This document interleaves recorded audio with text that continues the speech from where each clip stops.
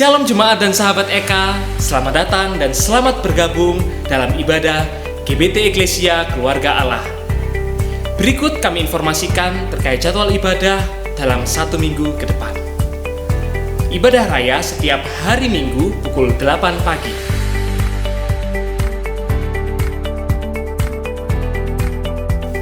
Dan ibadah sekolah Minggu setiap pukul 8.30 pagi.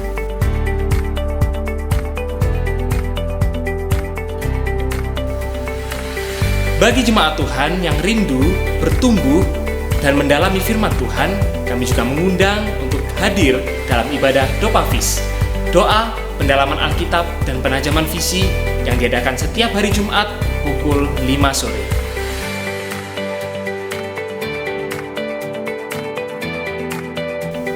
Kami mohon bantuan kepada seluruh jemaat Eka untuk mendukung akun sosial media GBT Eka dengan cara mengikuti dan like Instagram @gbt.eka.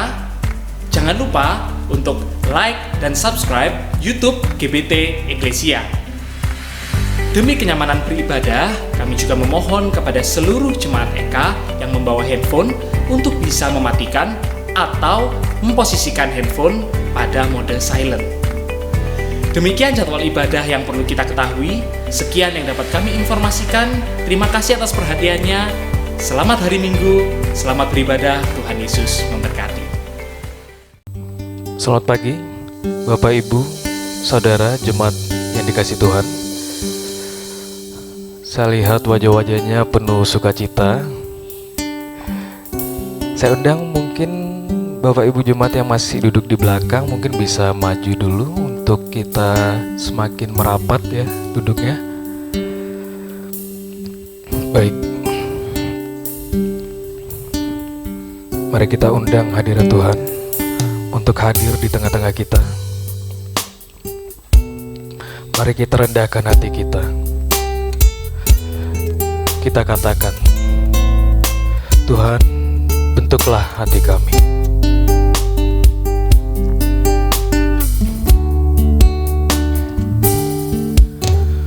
Tuhan, ku mau menyenangkan-Mu. Tuhan, bentuklah hati ini jadi bejana untuk hormat-Mu,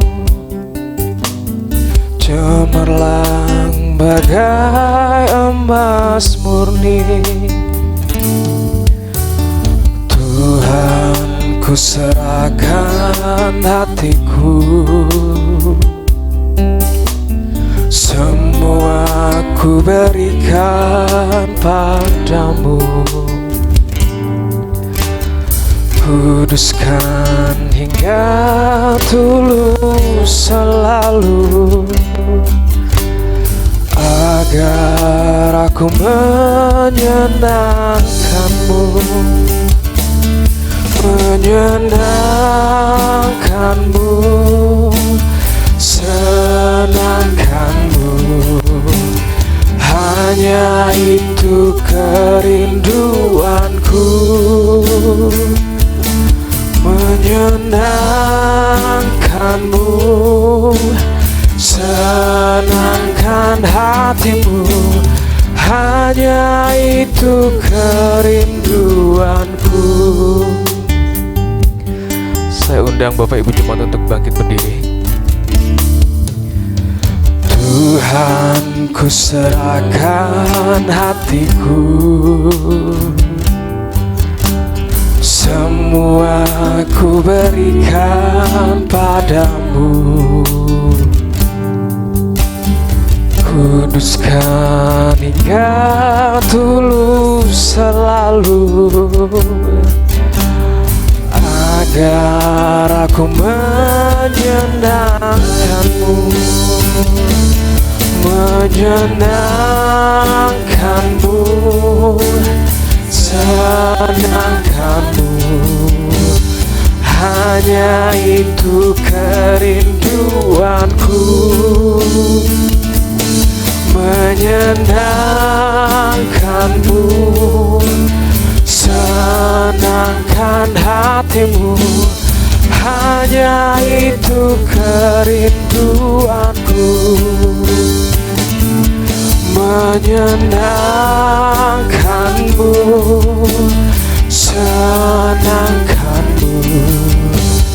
Hanya itu kerinduanku, menyenangkanmu, senangkan hatimu. Hanya itu kerinduanku, menyenangkanmu, senangkanmu. Hanya itu kerinduanku,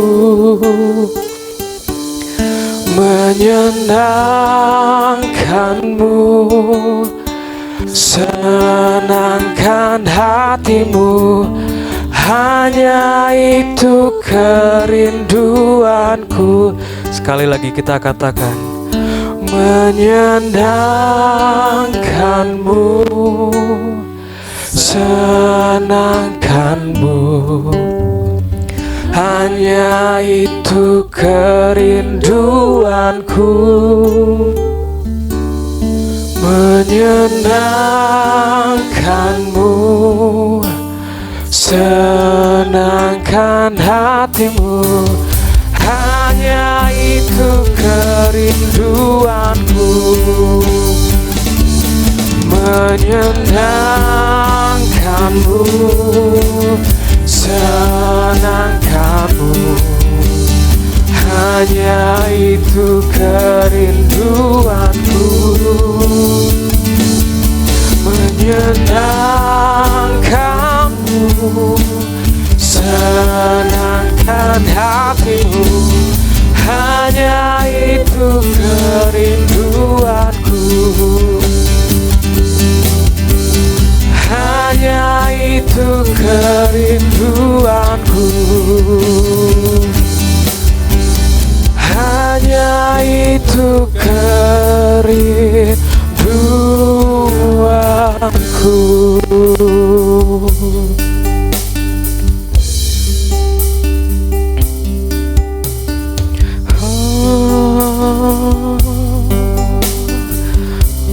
Mari kita sembah Dia.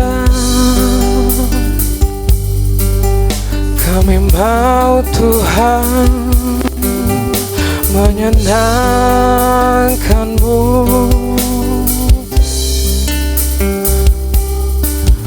Bentuklah hati kami menjadi bejana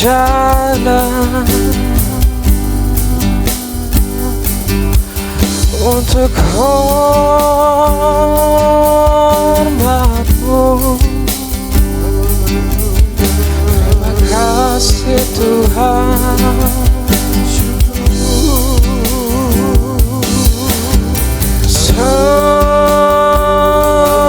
Sembah Dia,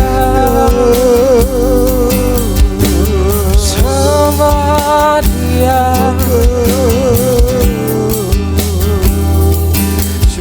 Kami mau Tuhan menyenangkan-Mu.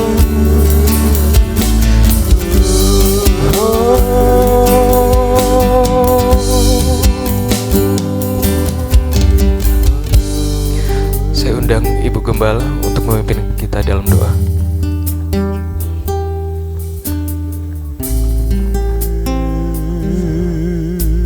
Di dalam hadirat-Mu kami datang Tuhan. Kami membawa hidup kami membawa diri kami. Layakkan kami Tuhan untuk masuk ke dalam hadirat-Mu yang kudus. Sebentar kami akan menikmati ibadah kepada-Mu Tuhan. Kami mohon Roh Kudus Engkau bekerja di tengah-tengah kami. Engkau selimuti kami dengan kuasa-Mu Tuhan, sehingga kami boleh memusatkan hati kami kepada Tuhan saja. Kami boleh melihat Engkau bekerja di tengah-tengah kami. Dan biarlah Tuhan benar-benar kami boleh merasakan Tuhan jamahan Roh Kudus di dalam hidup kami pribadi lepas pribadi. Bekerjalah ya Tuhan, kami siap untuk merespon panggilan-Mu Tuhan. Dan kami akan memulai ibadah kami di dalam nama Tuhan Yesus Kristus yang menjadi juru selamat kami. Dan setiap kita yang percaya katakan amin. Masih bangkit berdiri Bapak Ibu. Baik, kita semua percaya bahwa Tuhan adalah juru selamat kita. Amin. Amin. Sebab Dia hidup, ada hari esok. Sebab Dia hidup, kita tidak akan pernah gentar. Amin. Amin.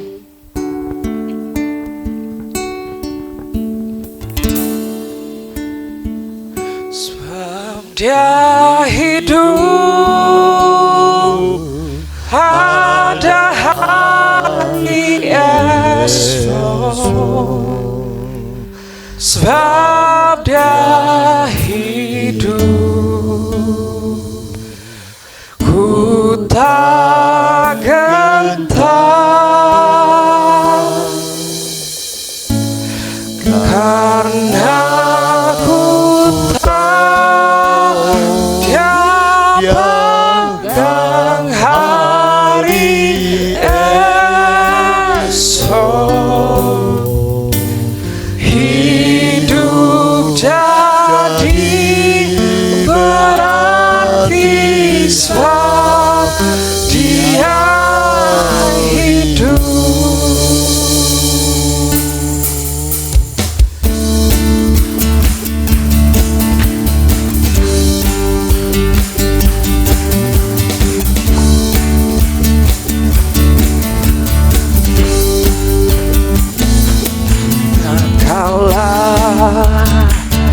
Yesus namanya menyembuhkan, menyucikan, bahkan mati tebus dosaku. Kubur kosong membuktikan Dia hidup.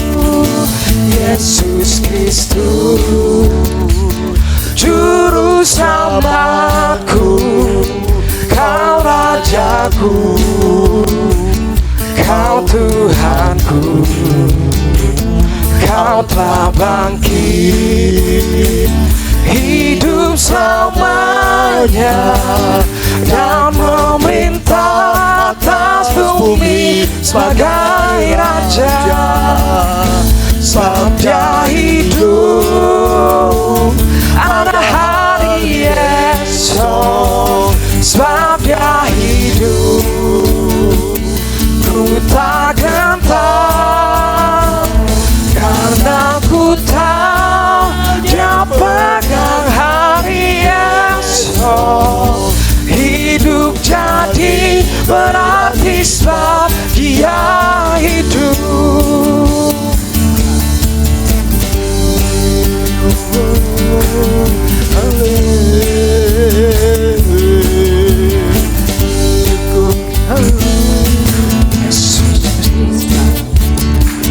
Juru selamatku, Kau Rajaku, Kau Tuhanku, Kau telah bangkit, hidup selamanya dan memerintah atas bumi sebagai Raja.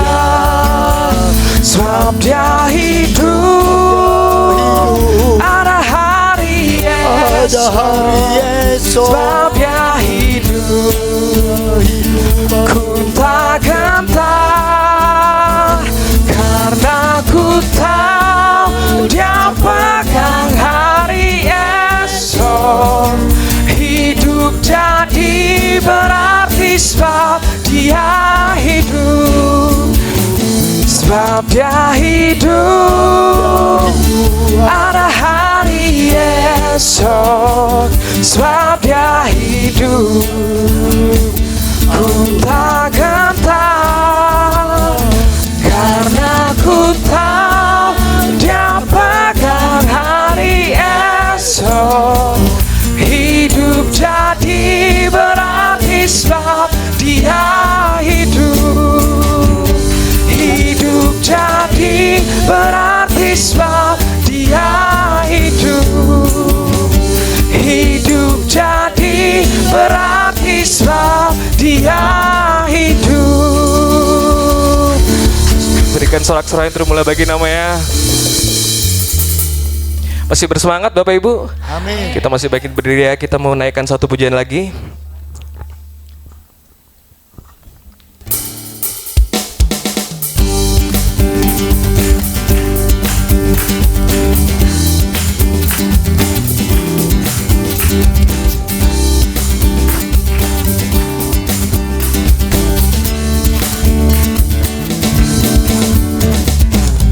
Ajarku berdiam dekat di hatimu. Saat ku berpaling, temukan cintamu. Di sana kau menanti untuk bawaku lagi sekutu dalam damai yang sejati. Oh, ku damba hadirmu. Oh, inilah rinduku. Hidupku hanyalah untukmu. Segenap hatiku kagum akan kebaikanmu. Dan nafasku ceritakan kasihmu. Ajarku berdiam dekat di hatimu.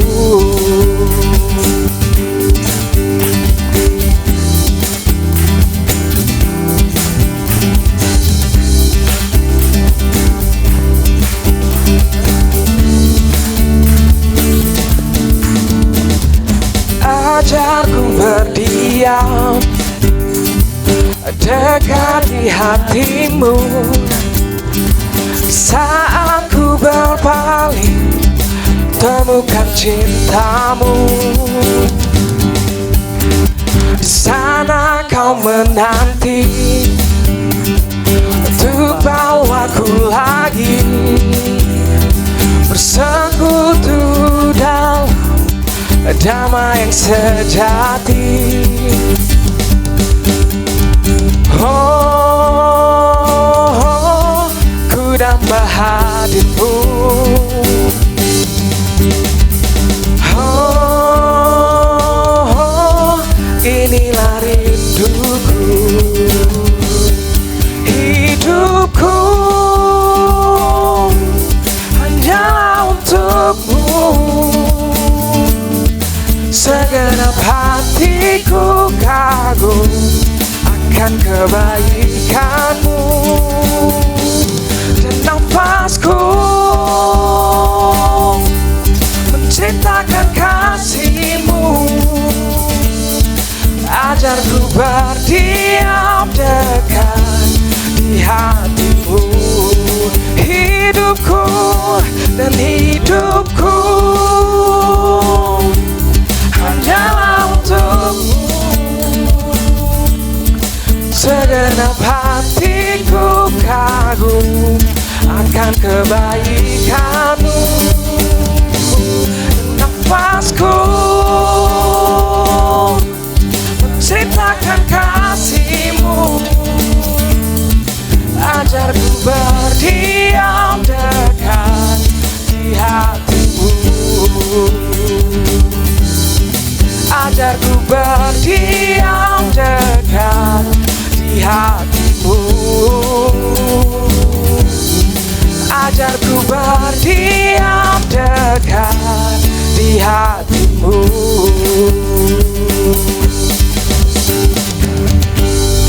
Saya persilakan Bapak Ibu untuk duduk. Baik Bapak Ibu jemaat yang dikasihi Tuhan, kita semua tahu bahwa musim akan selalu berganti, tapi kasih Tuhan tetap abadi. Amin. Tuhan akan selalu ada untuk menolong kita.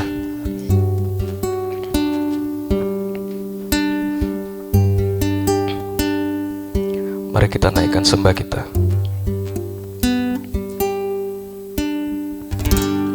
Tuhan selalu menolongku, selalu menjagaku,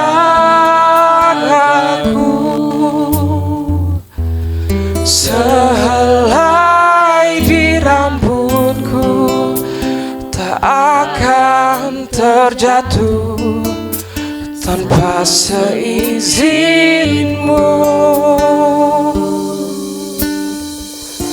Tuhan selalu menolongku,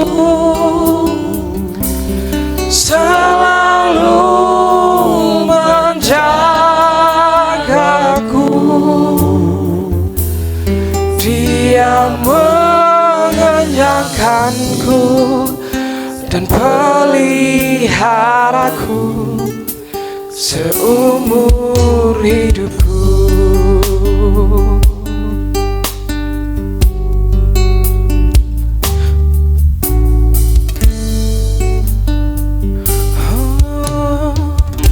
Musim akan selalu berganti, kasih Tuhan tetap abadi,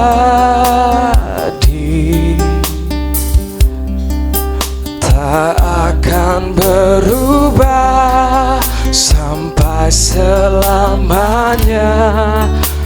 Ku tetap percaya, ku yakin Tuhan memberkati,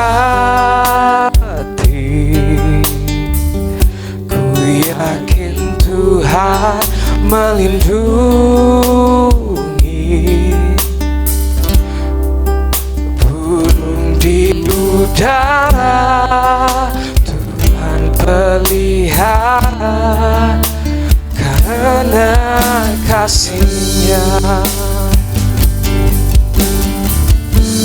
Tuhan selalu menolongku, selalu menjagaku,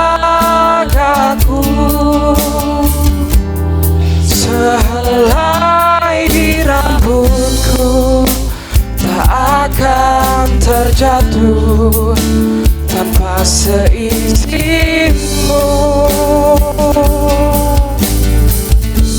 Tuhan selalu menolongku, selalu menjagaku.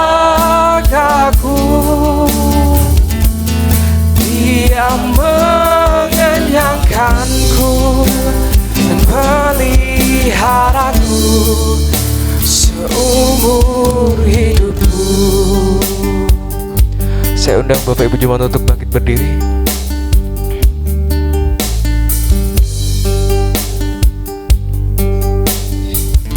Musim akan selalu berganti,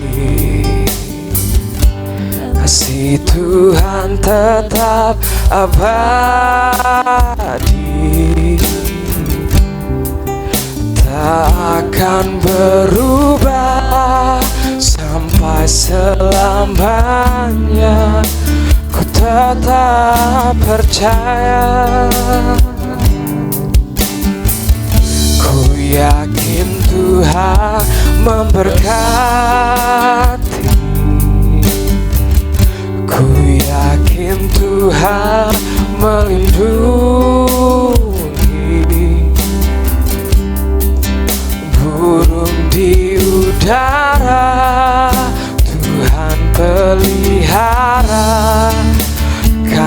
karena kasih-Nya.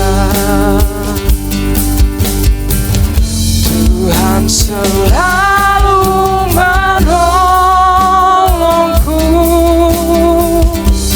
selalu menjagaku.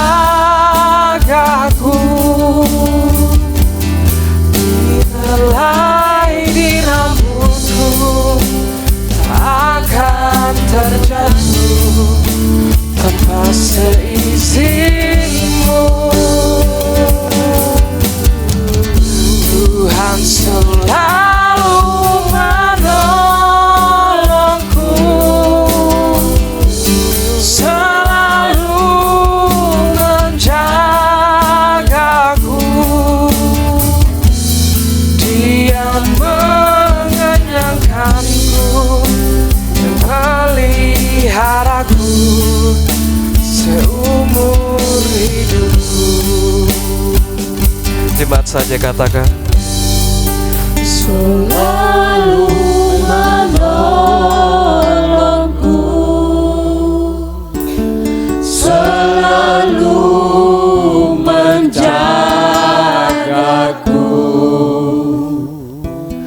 Sehelai di rambutku tak akan terjatuh tanpa seizinmu.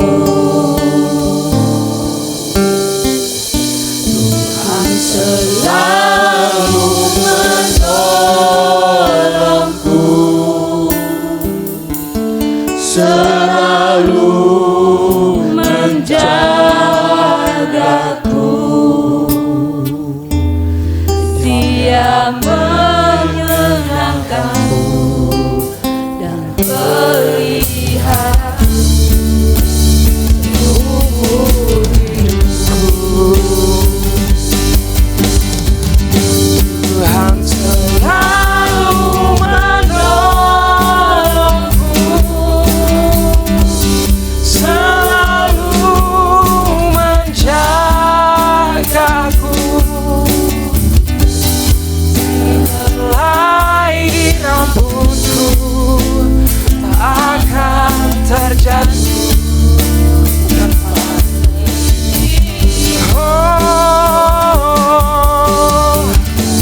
Tuhan selalu menolongku,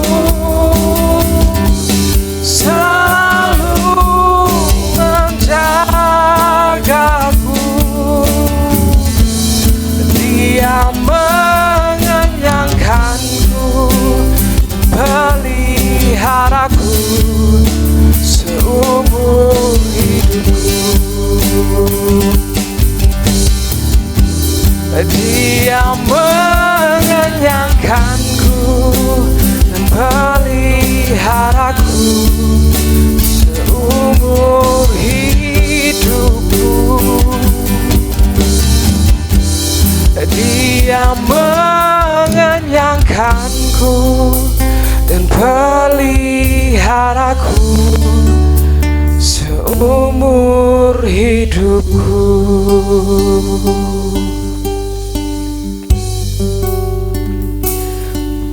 Saya undang hamba yang bertugas untuk memimpin kita dalam doa.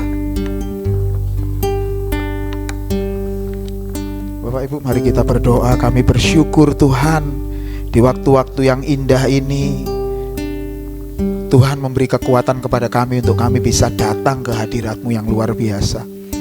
Tuhan pimpin di antara kami semua yang ada di tempat ini untuk kami benar-benar memandang Yesus di dalam kehidupan kami. Ibadah ini hanya salah satu cara buat kami untuk kami menghadirkan Yesus Kristus di dalam seluruh kehidupan kami. Tuhan, ajar kami untuk hari ini kami benar-benar menghidupkan Yesus yang ada di dalam kehidupan kami, supaya kehidupan Yesus semakin nyata dan semakin kelihatan dalam kehidupan kami. Ketika Yesus nyata dalam kehidupan kami, hidup kami pun jadi berkat buat banyak orang. Tuhan, ajar kami untuk memberi yang terbaik untuk kemuliaan nama-Mu lewat seluruh hidup kami. Tuhan, sebentar kami akan mendengarkan firman-Mu. Buat hati kami seperti tanah liat yang subur, yang siap ditanam benih firman Tuhan, di mana firman Tuhan itu bertumbuh berbuah lebat di dalam kehidupan kami, serta kami lakukan di dalam kehidupan kami setiap hari. Kami percaya hari ini kami diberkati luar biasa. Terima kasih Tuhan untuk sukacita di dalam setiap pujian yang kami nyanyikan kepadamu Tuhan. Kami percaya hidup kami hari ini juga diberkati lewat pujian dan penyembahan kami. Tiba saatnya kami akan mendengarkan firman-Mu. Mari Tuhan, jadikan hidup kami sebagai tanah liat yang subur. Di dalam nama Tuhan Yesus Kristus kami sudah berdoa dan mengucap syukur. Yang percaya Tuhan sama-sama katakan amin. Tuhan Yesus memberkati. Silakan duduk Bapak Ibu. Terima kasih kepada tim pujian dan penyembahan yang membawa kita ke hadirat Tuhan yang luar biasa. Shalom Bapak Ibu semuanya. Saya kalau bersama-sama dengan Bapak Ibu di tempat ini merupakan sukacita besar, karena bagi saya jemaat GBT EKA itu bukan jemaat asing. Saya anggap sebagai keluarga saya sendiri, adalah jemaat kedua saya selain gereja saya Surabaya City Blessing. Gitu, makanya saya mengucap syukur sekali ketika saya kemarin dikasih tahu istri saya, pelayanan di GBT EKA loh. Saya senang sekali Bapak Ibu. Kenapa? Karena seminggu kemarin itu saya sudah menyelesaikan studi S3 saya di STTI Surabaya. Nah, itu semuanya saya bisa selesaikan bukan karena kekuatan saya Bapak Ibu. Karena gini, saya ngomong kayak gini ini bukan karena saya sok hamba Tuhan, sok anugerah Tuhan, sok kasih karunia Tuhan, enggak. Bapak Ibu ingat terakhir saya kesini, saya baru saja sembuh dari stroke. Masih ingat ya Bapak Ibu ya? Itu sekitar bulan Maret kalau enggak salah. Nah, di bulan yang sama pihak kampus menghubungi saya dan ngontak gini, Pak, bulan Mei nanti akan ada ujian disertasi. Saudara tahu enggak? Disertasi saya masih sampai bab 3 Bapak Ibu. Masih harus menyelesaikan bab 4 dan bab 5 sebagai kesimpulan. Jadi itu masih panjang. Karena itu bentuknya disertasi, tidak seperti skripsi. Itu paling enggak harus 500 halaman. Ya, itu yang saya tulis masih sekitar 200 halaman, masih jauh dari kata sempurna. Apalagi pada saat saya kena stroke itu, kena stroke-nya itu memang bukan stroke yang kelihatan, orang ngelihatnya kayak sudah sembuh. Tapi masalahnya adalah stroke-nya itu kena di otak saya. Jadi akhirnya saya itu kalau khotbah itu antara kalimat pertama dengan kalimat selanjutnya itu rada nggak nyambung. Yang tahu istri saya, gitu. Kalau jemaat di tempat kami nggak tahu, dipikir khotbahnya ya biasa, khotbah biasa gitu. Tapi istri saya tahu persis antara kalimat pertama sama kalimat selanjutnya nggak nyambung. Itu masih di ucapan kata-kata. Nah, ini masalahnya kan harus nulis, Pak. Jadi ketika saya nulis itu, nulis yang 300 halaman kurangnya itu tadi, itu benar-benar nggak nyambung. Jadi ketika pertama kali sampai bab 3 selesai, bab 4 diajukan di dosen penguji atau dosen pembimbing saya, itu nggak nyambung. Ini kalimat apa ini gitu. Akhirnya harus direvisi dan saya bilang nggak mungkin selesai ini. Nggak mungkin bisa selesai. Bulan Mei saya harus ulangan gitu. Jadi akhirnya ya udah saya pasrah aja lah. Tapi puji Tuhan, berkat doa Bapak Ibu semuanya, dan saya percaya jemaat ini mendoakan. Sedikit atau banyak pasti mendoakan buat saya. Dan itu yang didengar oleh Tuhan. Dan detik-detik terakhir saya benar-benar melean. Saya tulis sekuat-kuat saya dan akhirnya selesai Bapak Ibu. Permasalahannya disertasi saya itu bukan disertasi yang gampang. Karena saya menulis sebuah tulisan yang menghubungkan antara kita, orang Kristen, dengan orang yang belum percaya kepada Tuhan. Ya orang Islam gitulah. Udah nggak usah saya persulit ya. Bagaimana menjelaskan Tuhan Yesus supaya mereka bisa ngerti, gitu tanpa ada penolakan, itu kan susah. Jadi saya nulis ya udah sekemampuan saya, dan disitulah saya tahu mujizat Tuhan itu bekerja luar biasa. Dan kemudian tulisan saya selesai dan akhirnya kemarin sudah dikasih tahu sudah lulus, dan nanti akan dibuat jurnalnya di Universitas Islam Nasional. Jadi bukan malah di kampus saya. Mengapa? Karena itu gampang dimengerti oleh teman-teman kita yang Muslim, gitu. Dan itu akan jadi berkat, mudah-mudahan akan jadi berkat buat mereka. Dan membuat mereka akhirnya mengerti siapa Yesus itu. Sekali lagi Bapak Ibu, bukan karena saya memiliki kekuatan yang luar biasa, karena pinter, enggak, saya sama sekali enggak pinter. Semuanya karena doa-doa Bapak Ibu semuanya.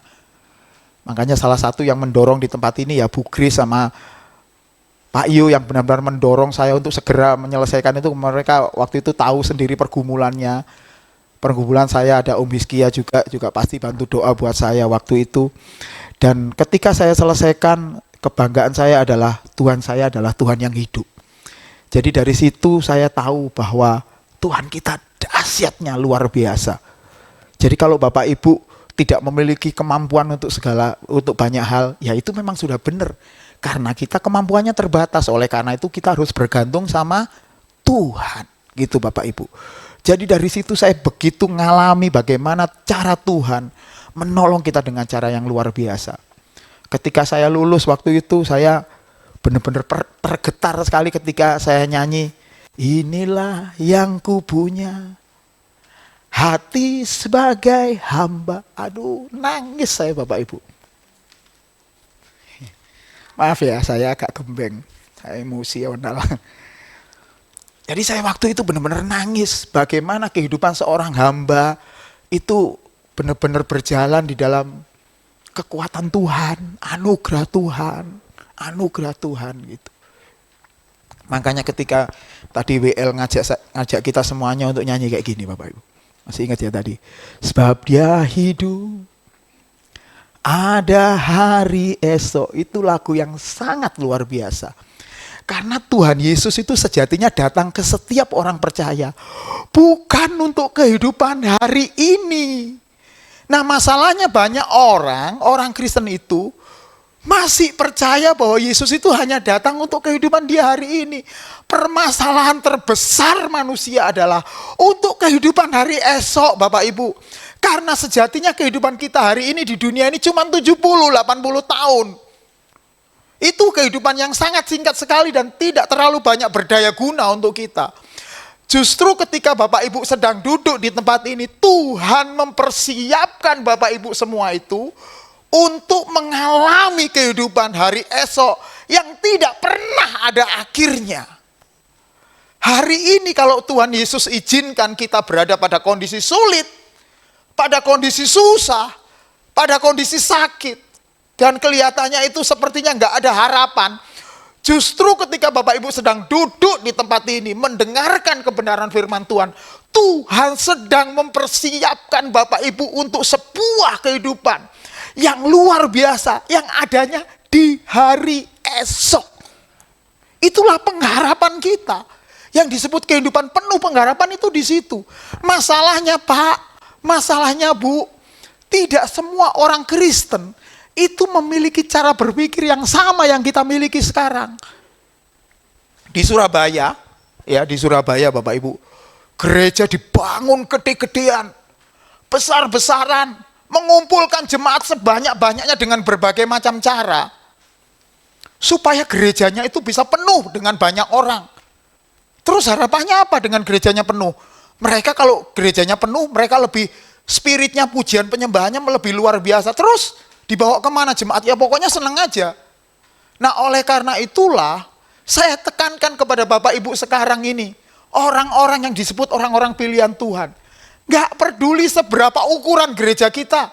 Gereja kita memang tidak terlalu besar jika dibandingkan dengan gereja Surabaya yang ukurannya ribuan jemaat.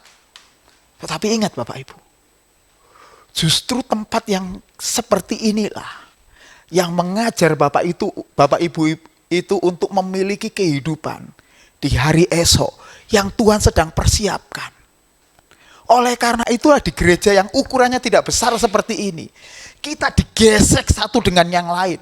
Kita bertemu dengan orang-orang yang tidak semuanya menyenangkan. Ada orang-orang yang kadang menjengkelkan. Ada orang-orang yang mangkelno jari ini. Kata orang mangkelno. Ada orang yang prejengannya mangkelno. Bapak Ibu ngerti ya maksudnya? Saya ngomong pakai bahasa Jawa gini, prejengan. Ada orang yang mangkelno di gereja itu. Kenapa? Loh justru itu Tuhan pakai untuk mempersiapkan Bapak Ibu semua untuk kehidupan hari esok. Kenapa bisa seperti itu? Karena ketika Bapak Ibu memilih atau dipilih oleh Tuhan, sebenarnya tepatnya dipilih ya. Dipilih oleh Tuhan untuk menjadi anak-anak Tuhan dan duduk di tempat ini dan percaya pada Tuhan Yesus. Bapak Ibu itu dipersiapkan untuk memerintah bersama-sama dengan Tuhan nanti. Ini bukan sesuatu yang remeh-temeh loh Pak. Bapak Ibu tahu enggak? Saya adalah orang yang paling nangis ketika saya mendengar ada teman saya seorang hamba Tuhan besar di kota Blitar. Lulus S1, S2 di kampus saya. Jadi istilahnya ini kakak kelas saya. Entah lulus S3, enggak tahu saya. Yang pasti ini kakak kelas saya selama dia sekolah S1, S2 di sekolah teologi tempat saya ini. Jemaatnya banyak, uangnya banyak sekali. Ya karena jemaatnya banyak, akhirnya perpuluhannya banyak. Gerejanya gede. Tiba-tiba saya dikasih kabar bahwa orang sehebat ini, doktor teologi, jatuh dalam dosa, percabulan, dan yang dicabuli 4 orang satu keluarga. Yang paling kecil umurnya 7 tahun, saya nangis Pak. Kok iso ono hamba Tuhan kayak gini? Kok bisa ada hamba Tuhan yang jatuh seperti ini? Saya bukannya nyukur-nyukurin. Ini gara-gara saya hamba Tuhan hebat. Bukan. Saya justru nangis Pak. Kok ada yang seperti ini? Tapi ketika saya buka firman Tuhan beberapa saat yang lalu, dan nanti akan saya beritahukan kepada Bapak Ibu semuanya, saya jadi ngeh. Kenapa ada orang-orang seperti itu? Nah, saya mau kasih tahu kepada Bapak Ibu semuanya. Sekarang ini adalah waktu-waktu yang terakhir. Sekarang ini adalah waktu-waktu di mana Bapak Ibu semua berada pada titik terakhir. Di mana setiap umat Tuhan harus mulai mempersiapkan diri kita. Jadi jangan terdistrek ya Bapak Ibu. Harus mempersiapkan diri kita untuk benar-benar menerima sebuah lawatan Tuhan. Detik-detik terakhir, oleh karena itulah Tuhan sedang menggoncangkan gerejanya. Ini orang hebat loh Pak. Hamba Tuhan ini orang hebat. Dan saya pernah pelayanan di tempatnya dia. Saya kagum banget dengan keberhasilan pelayanannya dia. Tetapi ternyata di detik terakhir, loh kok kayak gini? Itu belum selesai, tiba-tiba ada kabar di Surabaya, teman saya hamba Tuhan di kota Sidoarjo, rumahnya kota Surabaya, rumahnya orang Surabaya. Habis itu videonya beredar di mana-mana, dia lagi mukulin istrinya. Mungkin Bapak Ibu terima kan video itu. Lagi rame-rame, kok ono pendeta koyok ngene? Gitu kan, mungkin kita pikirannya kayak gitu. Kok ono sih pendeta koyok ngene? Itu teman saya Pak. Itu teman saya hamba Tuhan. Ngeri loh Pak. Kok ada pendeta bisa mukulin istrinya kayak gitu? Dan sekarang rame kasusnya di kepolisian. Nah, dengar baik-baik Bapak Ibu. Sekarang ini adalah mulai masa penampiannya Tuhan. Mau gelar S1, S2, S3, ST atau S4 koyok Samsung sampai 2 S4 sekarang tidak akan berdaya guna kalau kita tidak memiliki pengenalan yang benar kepada Tuhan kita. Pengenalan yang benar itu dimulai dari gaya hidup kekristenan kita yang benar. Nah, ini masalahnya ada kendala, ada constraint bahwa kita itu di dunia ini sementara hidupnya. Oleh karena itu Bapak Ibu harus tahu bahwa ketika kita masih dikasih nafas sama Tuhan, masih dikasih kehidupan sama Tuhan, itu kita berada pada satu fase yang namanya memiliki sekolah kehidupan. Sama-sama katakan sekolah kehidupan. Bapak Ibu disekolahkan sama Tuhan di kehidupan kita, supaya kita nanti ketika selesai, bukan selesai gelar D3, S1, S2, S3 teologi, bukan itu. Lupa lah rugilaan sekolah teologi ya. Ini gunanya saya ngajar jemaat gitu. Jemaat di tempat kami kan diajar. Diajarnya sama Bapak Ibu, saya ngajarin yang sama. Kita berada di sekolah kehidupan sekarang ini. Dan itu cuma berlangsung singkat banget. Sesuai dengan usia kita, di mana kita nanti semuanya pasti akan pulang ke rumah Bapa. Yang kita tidak tahu kapan itu akan terjadi. Adik-adik yang masih muda ini, sik suwi Pak aku Pak. Umur saya masih 20. Belum tentu Pak. Sebulan sebelum saya wisuda kemarin itu, saya lagi di rumah malam-malam lagi renungan malam gitu. Saya biasa renungan malam Bapak Ibu, saya terbangun kemudian renungan malam gitu. Nah, saya dapat kabar salah satu bekas ex jemaat ya, mantan jemaat karena dia sudah lama enggak ke gereja kami, meninggal. Usianya masih 41. Anaknya sih cilik-cilik, Pak. Berangkat pulang ke rumah Bapak. Kabarnya katanya sih sakit jantung, whatever lah, orang bisa sakit apapun. Tapi seminggu setelah itu teman saya yang ada di STTI atau kampus teologi itu kehilangan anaknya yang umurnya masih 21 tahun dalam rentan waktu yang hampir sama. Pak, umur kita nggak ada yang tahu di dunia ini. Itu artinya ketika kita masih dikasih kesempatan menikmati segala sesuatu yang Tuhan ciptakan, atau Bapak Ibu masih dikasih umur sampai sekarang ini, itu waktunya sekolah, Pak. Dan sekolah kehidupan itu sudah Tuhan siapkan melalui jemaat di tempat ini. Nggak kebetulan Bapak Ibu tertanam di tempat ini. Oleh karena itulah saya tegaskan sekali lagi buat Bapak Ibu jemaat di sini. Jangan sulap itu apa ya? Jangan merasa silau ya. Terima kasih Pak Yu. Saya ini nyampur bahasa Jawa sampai bahasa ini Bapak. Jangan silau dengan gereja yang gede. Jangan silau dengan gereja yang besar. Gerejanya besar, pasti pengajarannya benar. Belum tentu Pak. Belum tentu Bu. Justru ketika kita ada di jemaat yang seperti ini, Bapak Ibu bersedia untuk dimuridkan di tempat ini. Bukan hanya cuma jadi jemaat yang datang kemudian pulang loh, enggak. Bapak Ibu harus mau dimuridkan di sini. Artinya kita berada di kelompok kecil, entah itu namanya sel atau grup sel atau apapun lah namanya. Bapak Ibu terlibat di sana. Disitulah Tuhan ngajari sekolah kehidupan itu di dalam hidup Bapak Ibu. Karena di kelompok yang kecil itulah kita belajar makna kehidupan melalui teman-teman kita yang lain. Dan bukan hanya itu. Yang luar biasa adalah ketika orang yang dulunya baik sama kita, moro-moro gak enak hati sama kita, sikap kita seperti apa?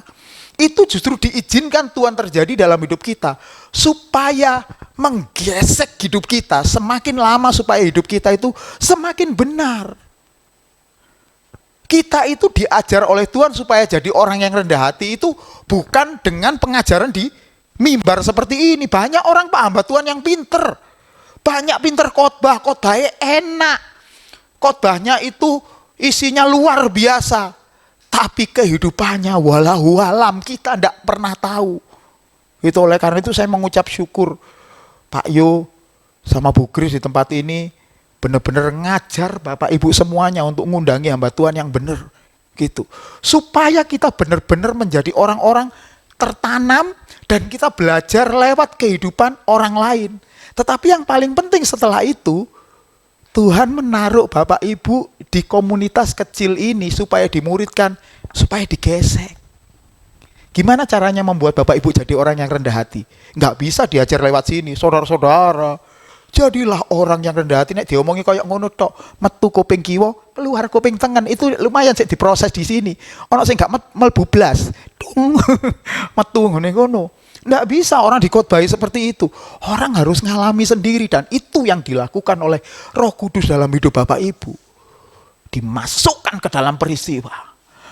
Diizinkan ada di dalam peristiwa kesulitan supaya Bapak Ibu belajar. Itu. Gimana caranya supaya kita belajar bergantung sama Tuhan? Ya berada di tempat di mana kita diizinkan sama Tuhan untuk nggak punya apa-apa. Tiba-tiba aja nggak punya apa-apa. Maka Tuhan kemudian ngajar kita untuk bergantung sama Tuhan. Lewat kehidupan yang nggak punya apa-apa itu kita bergantungnya sama Tuhan. Pernah nggak diizinkan kita sampai nggak punya apa-apa? Pernah pasti. Ada beberapa orang di sini yang pasti pernah.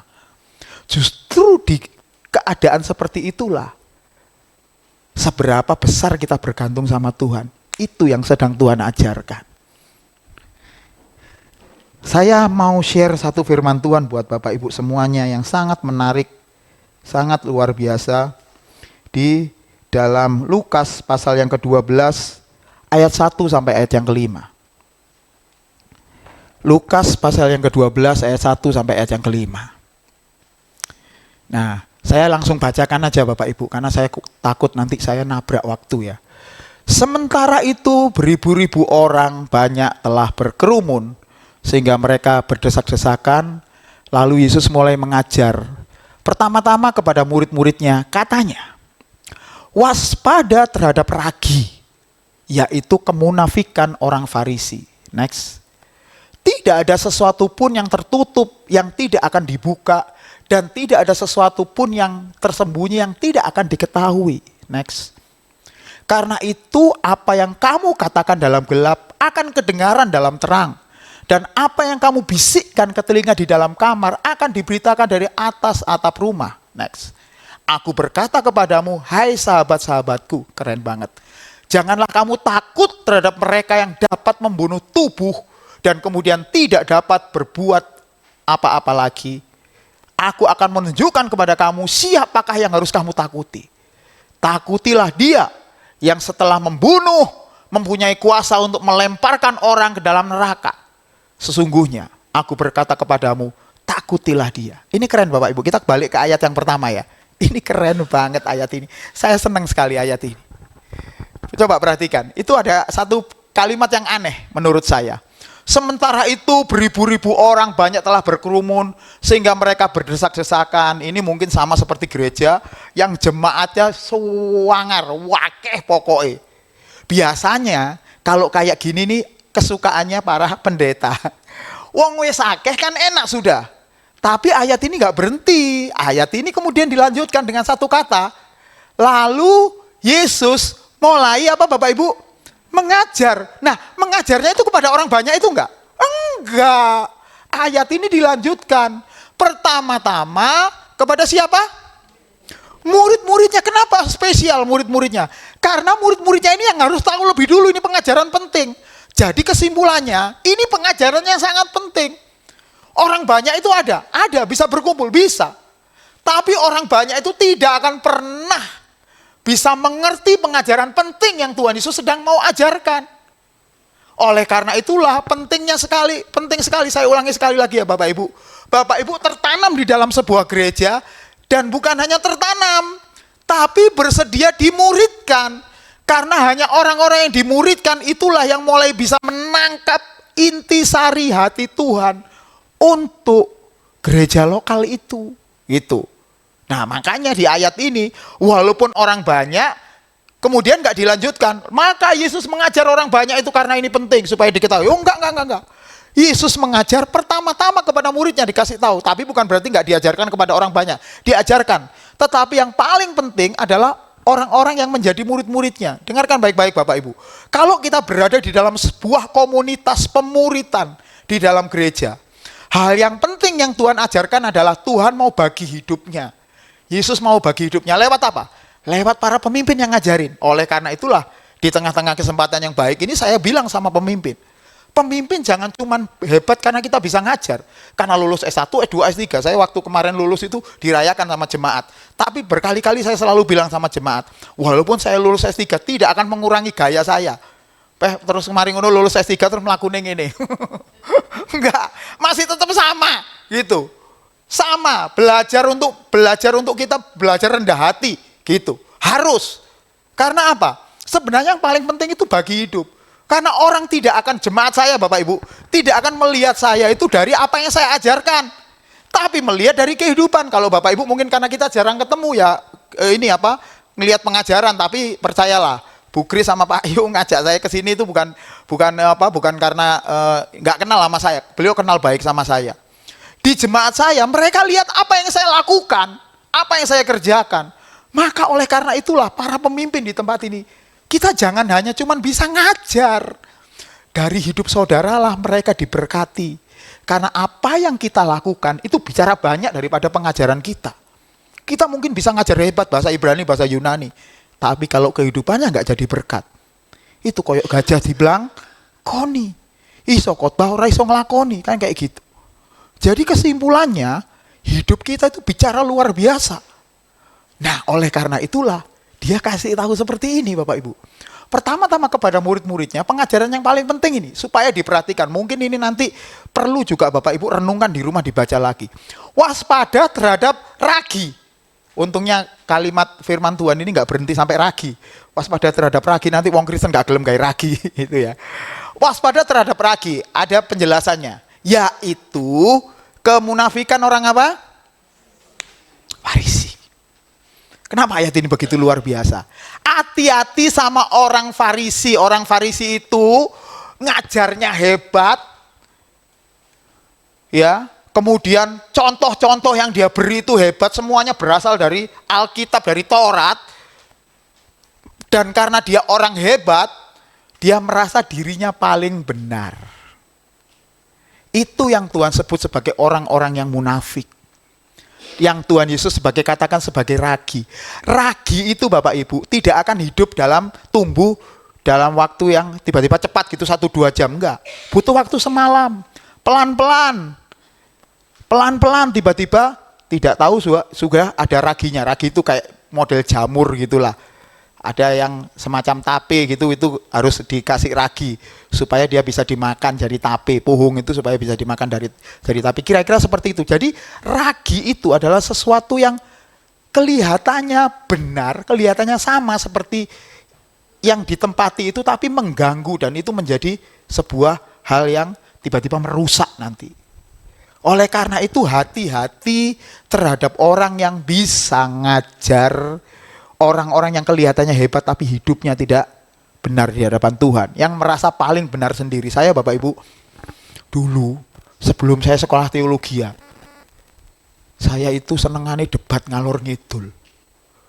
Saya itu senang debat dengan orang Muslim, bahkan sesama Kristen. Kalau pengajarannya nggak benar itu saya hajar habis di media sosial saya. Saya pernah sampai tuku buku gereja di Semarang. Saya beli bukunya itu benar-benar. Hanya untuk saya cari kelemahannya apa pengajaran ini. Dan ketika saya nemu, saya hajar. Kalau sudah saya hajar mereka sampai ampun-ampun, saya bangga. Yes, aku wong pinter. Saya menemukan kesalahannya dia. Itu dulu. Kemudian Tuhan ngajar saya lewat kehidupan pastor senior di tempat saya. Beliau sekarang udah meninggal. Dan saya sekarang mau menggantikan menjadi salah satu gembala di gerejanya. Waktu itu dia ngomong kayak gini, Har, ojo jahat-jahat po ambek pendeta gitu. Saya waktu itu jahat bener Bapak Ibu. Saya nggak tahu bahwa sebenarnya, saya masih nggak tahu ya, bahwa sebenarnya yang paling penting itu bukan pinter pengajaran, tapi pinter melakukan firman Tuhan. Waspada terhadap ragi. Waspada terhadap sesuatu yang merusak kehidupan kita, yang hanya ngajar tetapi tidak membuat kita jadi benar. Gitu. Ayat yang kedua.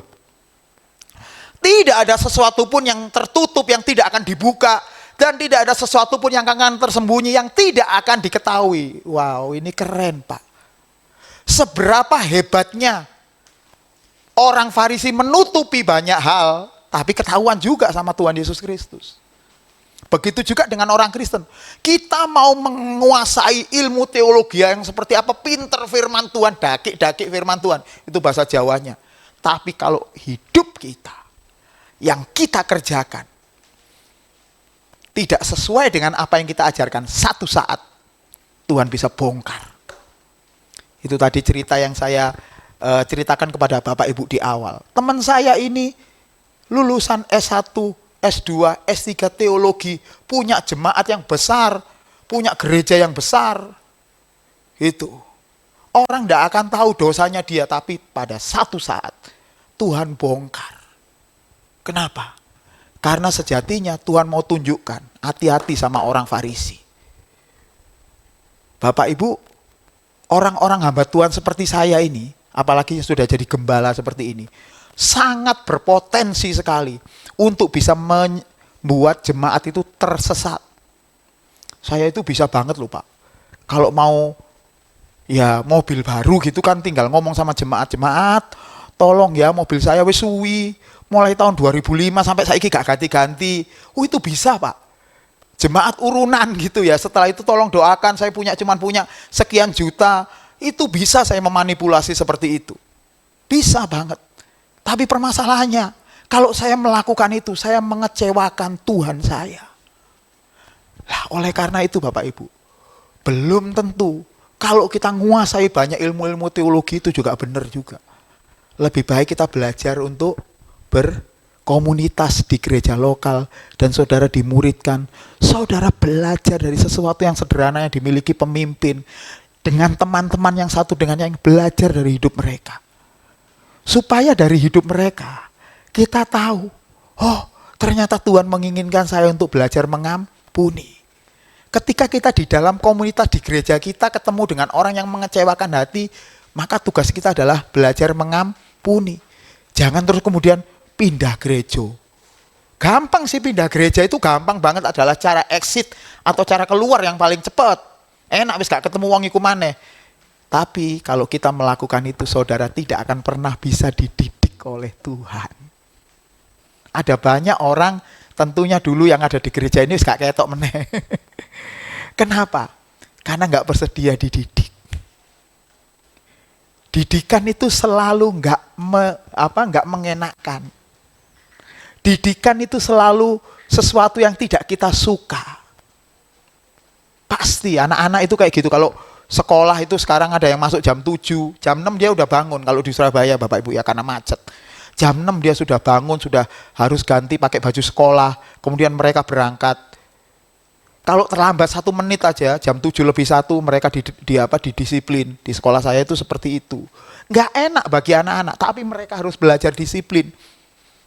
Begitu juga di dalam kekristenan Bapak Ibu.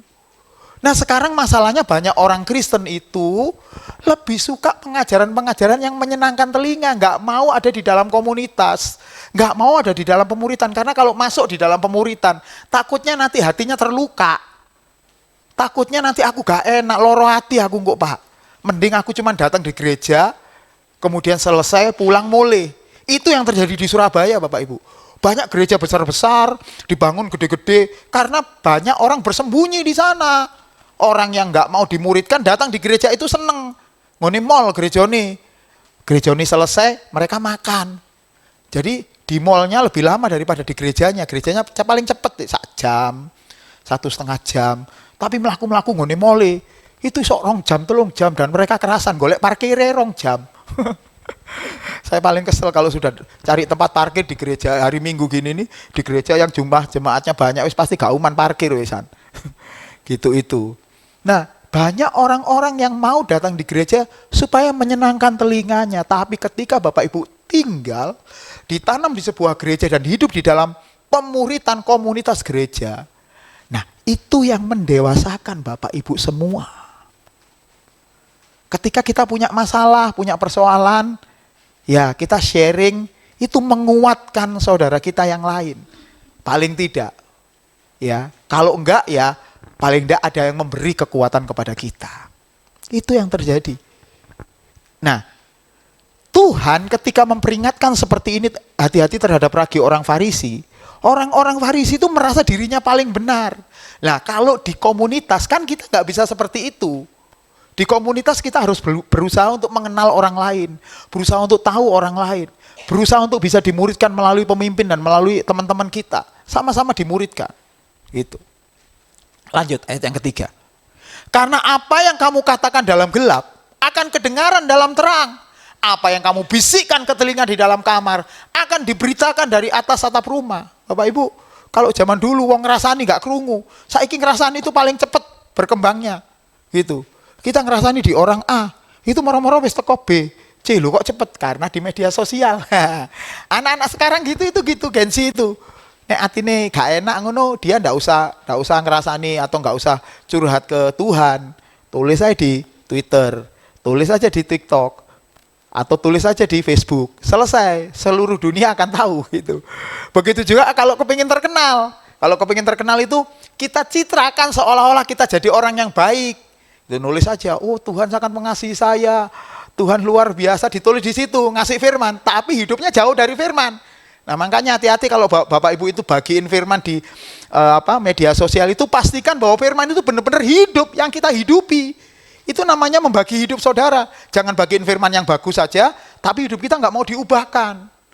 Apa yang kamu katakan dalam gelap akan kedengaran dalam terang. Jadi Bapak Ibu, di masa-masa akhir nanti Tuhan Yesus sebentar lagi mau datang ini, sudah tidak ada yang rahasia.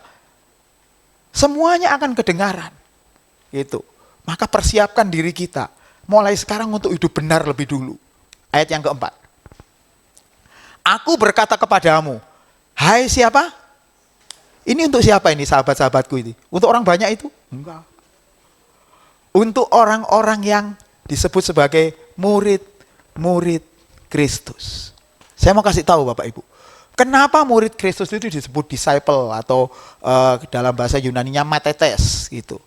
Murid Kristus zaman dulu dengan murid sekolah sekarang beda. Kalau sekarang itu kita datang sekolah jam 7 sampai jam 1 atau jam 2 ya, atau kadang-kadang jam 3 kalau full day gitu. Dan kemudian mereka pulang, mereka boleh menikmati hidup mereka di sisa waktunya. Besok Senin, Selasa datang lagi sampai nanti Sabtu prei. Sabtu bisa healing, keliling. Nah, yang Malang ke Surabaya, yang Surabaya ke Malang gitu, ijol gitu. Bisa. Tapi murid pada zaman Tuhan Yesus enggak kayak gitu. Murid itu harus tinggal bersama-sama dengan gurunya. Dan guru membagikan hidupnya kepada murid-muridnya. Kalau gurunya bangun pagi berdoa, muridnya melok berdoa. Gurunya bangun pagi gak berdoa, muridnya melok gak berdoa. Itu sama saja kalau Bapak Ibu pernah lihat film kungfu kayak dulu ya. Dulu itu saya masih ingat tuh film Jackie Chan. Dia ikuti apa yang gurunya lakukan. Guru nih mangan gawe sumpit, Jackie Chan makan gawe sumpit. Gurunya makan pakai tangan, Jackie Chan makan pakai tangan. Gurunya ternyata jurus mabuk, gitu ya. Jackie Chan melok jadi jurus mabuk. Kan nggak mungkin kalau gurunya jurus mabuk, Jackie Chan jurus ular, nggak mungkin. Dia pasti ngikuti kehidupan gurunya. Dilihat tuh gurunya, ngapain tiap hari? Oh, bajunya kayak gini. Kalau gurunya itu orang dari partai Kaipang, saudara tahu Kaipang, pengemis. Dari Kaipang, maka Jackie Chan melok-melok. Jadi pengemis dari partai pengemis. Nah, harusnya begitulah kehidupan kekristenan. Guru agung kita adalah Tuhan Yesus Kristus. Maka ketika di dalam sebuah komunitas yang kita bicarakan harus Tuhan Yesus. Ojo tiga ngrasani liyane gitu ya. Oleh karena itu pembicaraan di dalam komunitas pemuritan kita harus dipastikan bahwa kita belajar dari hidupnya Tuhan Yesus. Saudara belajar dari kehidupan Tuhan Yesus karena sejatinya orang Kristen itu cuman kayak gini loh Bapak Ibu. Bapak Ibu jadi Kristen itu sebenarnya Tuhan cuman pengen kayak gini. Supaya semakin lama semakin serupa dengan Kristus. Semakin lama kita harus semakin serupa dengan Kristus. Sampai kita menutup mata nanti, keserupaan itu harus semakin nampak dalam hidup kita. Mengapa? Karena kita disebut di dalam Alkitab itu sebagai anak-anak Allah. Anak-anak Tuhan. Makanya doa yang kita percaya, yang dipercaya dan diajarkan sendiri oleh Tuhan Yesus. Namanya doa apa Bapak Ibu? Doa Bapa kami. Di agama-agama seluruh dunia ini tidak ada satupun yang menyebut Tuhannya dengan kata Bapa.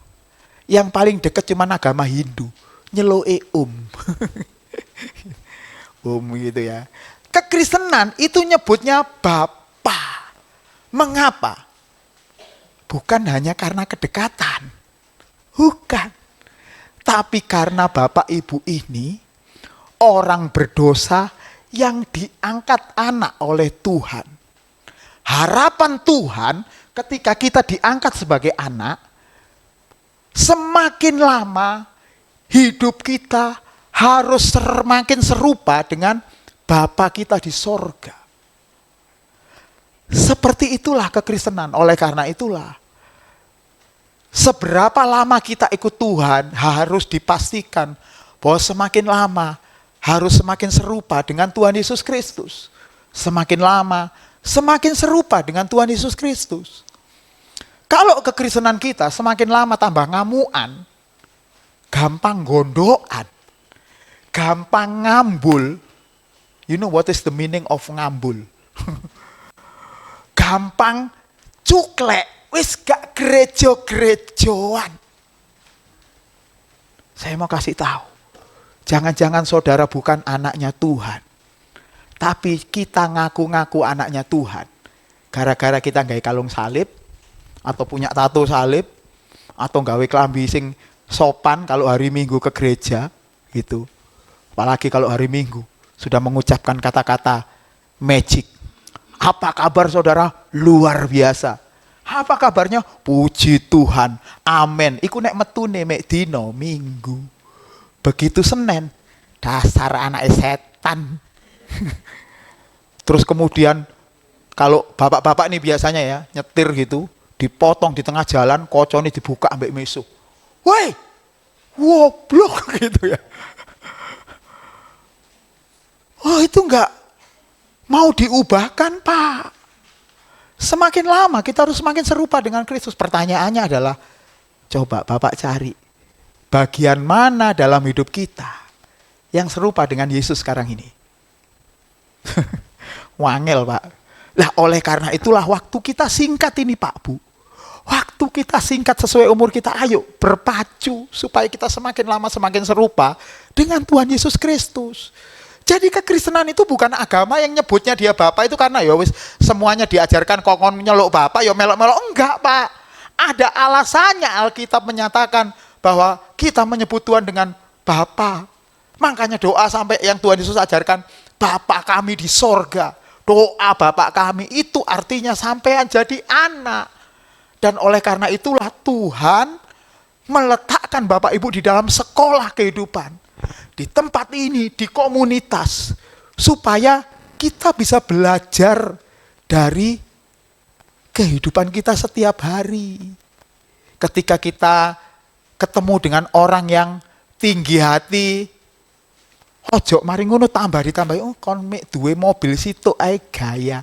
Mobilku loro lho, sik loro iki. Gurung sing nang nggone kota yang lain. Gurung mobile bojoku. Nek tak tambahno mobilku 10. Koyok gak terima gitu. Ada orang lain, mudah-mudahan di sini ndak ada ya. Kalau di gereja saya ada itu. Wong gawe gelang keroncong gelang keroncong 5. Gak terima. Gelang keroncongku nek tak gawe kabeh 10 tak gawe kabeh. Buat apa kita menunjukkan kehebatan duit kita, kekayaan kita, kalau itu tidak membawa kita semakin serupa dengan Tuhan Yesus Kristus. Ketika Tuhan Yesus Kristus itu memberkati Bapak Ibu, ketika Bapak Ibu diizinkan untuk terima berkat, itu bukan untuk kebanggaan kita, bukan, waduh ganti motor, ganti mobil, kira. Mobilku kurang hebat, mobilku itu isi mobil Jepang, panganannya sih suket, kuda, penter, pemenang kijang, panganannya suket. Saya mau cari yang panganannya besi Pak. Apa itu? Mercy. Nek lawangnya ditutup itu duak ngono enggak? Blek. Kalau itu yang kita cari, saya khawatir Bapak Ibu ini tidak semakin serupa dengan Kristus. Ketika Tuhan Yesus mengizinkan Bapak Ibu diberkati, nah sekarang waktunya Bapak Ibu tanya sama Tuhan, Tuhan, bagian mana di tempat Tuhan yang perlu saya bela? Bapak Ibu bisa pembela gereja ini, bisa bantuin gereja ini, setia kepada perpuluhan. Perpuluhan itu sebenarnya bukan gini loh Bapak Ibu. Sekarang kan banyak teologi yang menyatakan, oh gak usah kayak perpuluhan, itu kan perjanjian lama. Lah kalau Bapak Ibu orang perjanjian baru, itu tambah lebih ngeri lagi. Karena seluruh hidup kita itu sejatinya milik Tuhan. Artinya duit sampean juga miliknya Tuhan. Karena kita sudah ditebus, harga kita lunas dibayar, seluruh duit kita milik Tuhan. Lah kalau cuma 10% aja gak setia Pak. Di masalah, itu perjanjian lama, perjanjian baru. Bagaimana kita bisa setia kepada Tuhan? Jadi 10% itu cuma tes awal aja. Supaya Bapak Ibu tahu bahwa sebenarnya itu bukan milik kita. Gitu loh Pak. Bapak Ibu pengajaran tentang perpuluhan itu gitu. Nah ketika Bapak Ibu diberkati, beritahu, tanya sama Tuhan, Tuhan, berkat yang Tuhan kasih ini selain untuk menghidupi keluarga saya pakai bela nama Tuhan di mana? Tanya Pak. Bukan tambah banyak uangnya, tambah wakeh omahe, bukan salah ya beli rumah, enggak. Cuman kalau itu untuk kebanggaan kita, gaya opo. Pakai itu untuk bela nama Tuhan. Itu Bapak. Nah, aku berkata kepadamu, hai sahabat-sahabatku. Tuhan lagi ngomong kepada murid-muridnya. Dan inilah yang juga dikatakan kepada sahabat-sahabat Tuhan di tempat ini. Janganlah kamu takut terhadap mereka yang dapat membunuh tubuh. Dan kemudian tidak dapat berbuat apa-apa lagi. Gini.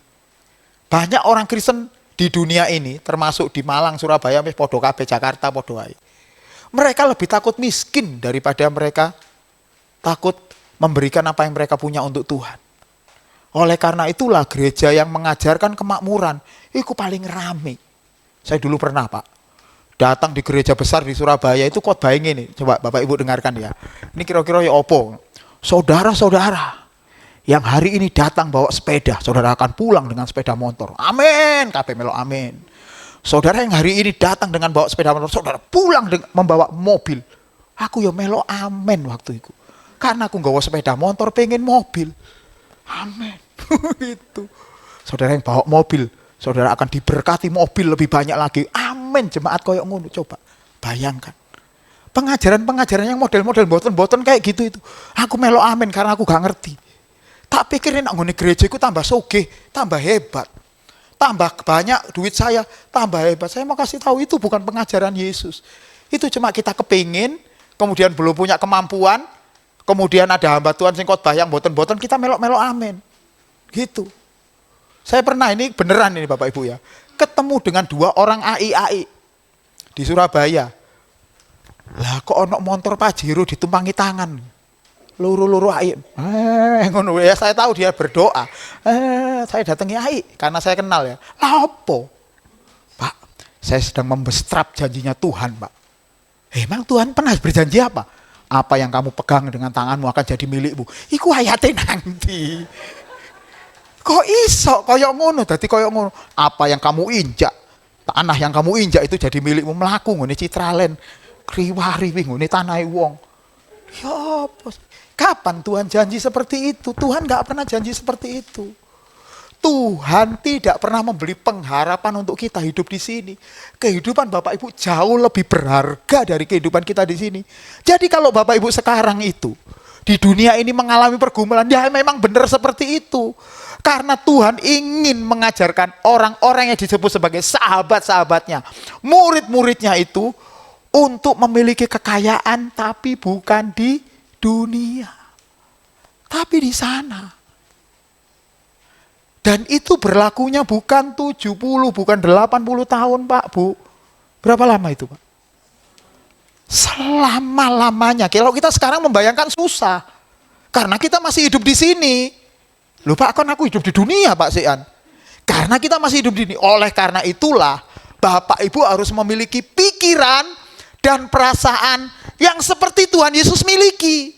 Oleh karena itulah sekali lagi saya katakan, kekristenan itu harus semakin lama semakin seperti Yesus. Semakin lama harus semakin seperti Yesus. Termasuk pikiran dan perasaan kita itu harus semakin seperti Yesus. Yesus ketika dihina oleh orang lain, ketika dihina oleh banyak orang, ketika dia mau disalib di atas kayu salib, itu Yesus nggak bales Pak. Nggak bales Bu. Ketika dia pikul salib berat, diludahi sama orang, itu dia nggak bales. Itu teladan kita. Dan Bapak Ibu harus nyampe ke sana. Harus sampai ke sana. Waduh Pak, wangil Pak. Nah saya tahu. Makanya di Alkitab itu bilang, masuk surga itu bukan gampang Pak. Jangan percaya kalau ada hamba Tuhan yang penting Kristen, yang penting gawe kalung salib kaya aku ngene iki sok mlebu surga. Itu penipuan. Orang untuk bisa masuk surga itu harus percaya kepada Tuhan Yesus. Percaya itu bukan cuma percaya, oh yes, percaya Yesus. Enggak. Seluruh dunia juga percaya kalau Yesus itu ada. Kalau Bapak Ibu tanya di agama-agama yang lain, percaya enggak Yesus ada? Ada, mereka percaya. Tapi mereka tidak mau memiliki kehidupan seperti Yesus.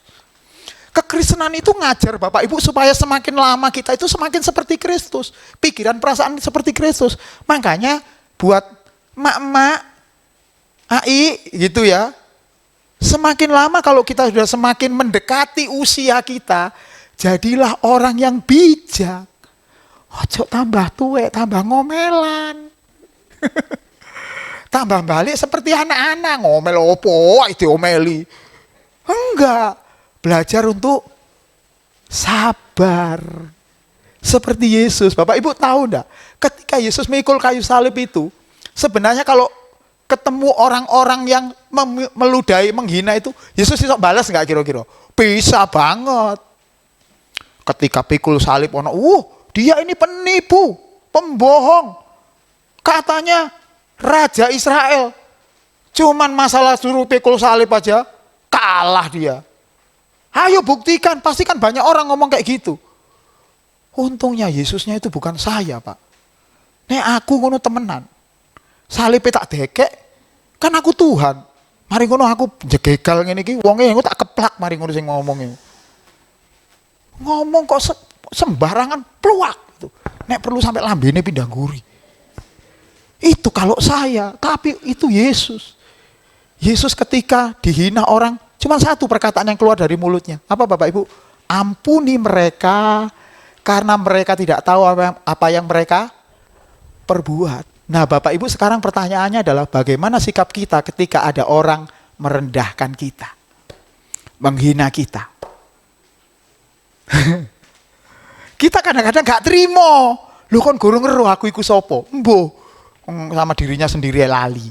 Aku sopo aku mbo. Kayak kita ndak terima gitu kalau dihina orang. Kita maksudnya kalau bisa dipuja-puja sama orang hebat, orang ini apa meneh nek cerita mbek wong. Sing diceritakno aku wae. Saya nek gak saya kok anake, kok putune diceritakno kabeh. Bapak Ibu, yang paling penting adalah cerita tentang Tuhan. Kalau memang kita nggak bisa cerita tentang Tuhan, lewat hidup kita lah orang lain harus tahu bahwa Yesus itu hidup di dalam hidup kita. Gitu. Berat enggak? Oh, berat. Oleh karena itulah Tuhan pernah bilang, pikulah kuk yang kupasang. Dan apa Bapak Ibu? Belajarlah kepada Yesus. Belajarlah kepadaku kata Tuhan. Memikul kuk itu nggak ringan. Tapi Tuhan Yesus ngasih jaminan. Tapi kuk yang kupasang itu ringan dan bebanku pun enak. Kuk yang kupasang itu enak dan bebanku pun ringan. Kenapa bisa seperti itu? Karena Tuhan sudah taruh Roh Kudus tinggal dalam hidup Bapak Ibu. Roh Kudus itulah yang memberi kekuatan yang memampukan kita semuanya untuk menghadapi segala kesulitan, segala sakit penyakit, segala pergumulan. Roh Kudus yang memberi kekuatan. Dengan cara apa? Memberi penghiburan. Kadang-kadang kalau kita sakit, sudah berdoa bertahun-tahun gak mari-mari, Tuhan, ono opo? Roh Kudus memberi kekuatannya kayak gini. Berserah pada Tuhan, nak. Di dunia ini sementara kan gitu, seperti itu. Kadang-kadang lewat firman Tuhan, entah dari hamba Tuhan atau Tuhan memberitahukan lewat diri kita secara pribadi, lewat kata-kata kecil dalam diri kita. Itu Roh Kudus Bapak Ibu. Nah Roh Kudus itulah yang kita dengarkan. Harus kita dengarkan.